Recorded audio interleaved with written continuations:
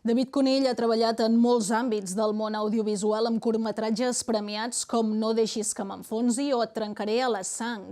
Ara estrena Algun dia tots serem jo, una producció amb La Caseta que es podrà veure per primer cop divendres al Sucre en un acte obert al públic. El biguetà David Conill ha volgut fer un salt endavant en els seus films i és que la seva última producció, juntament amb la productora La Caseta, ho ha demostrat.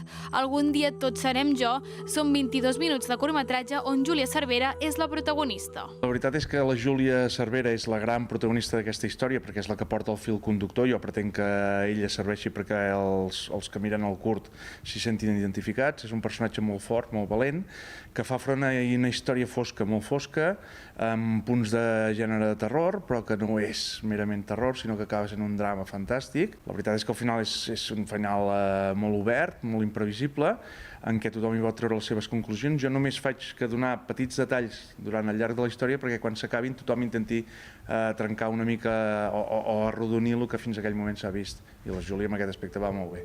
La Mònica, recent llicenciada en Medicina, comença a treballar com a infermera, realitzant cures nocturnes a un home gran. Aïllada a una casa senyorial enmig del bosc, aquest personatge serà molt capaç de posar-la a prova.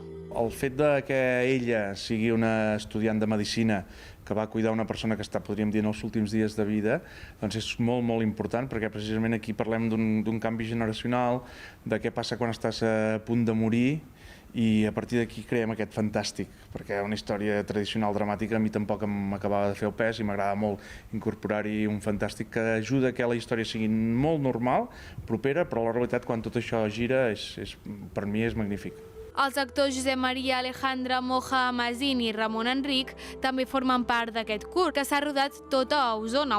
Els interiors s'han fet a la casa Prat de Saba de Vic, un espai que ha ajudat a recrear l'ambient en què viu l'home. La gent em demana on passa la història, per dir-ho d'una manera, si a l'època actual o l'antiga, perquè barrejo dos espais en què els personatges són com antics, però en el fons la noia que acaba d'arribar és moderna. Passa a l'actualitat, passa que passa en un entorn que està tancat en el passat. Divendres tindrà lloc la seva preestrena a la Sala 3 del Sucre de Vic, però la seva idea és arribar a festivals reconeguts com el Festival de Màlaga, on tenen pendent una possible estrena.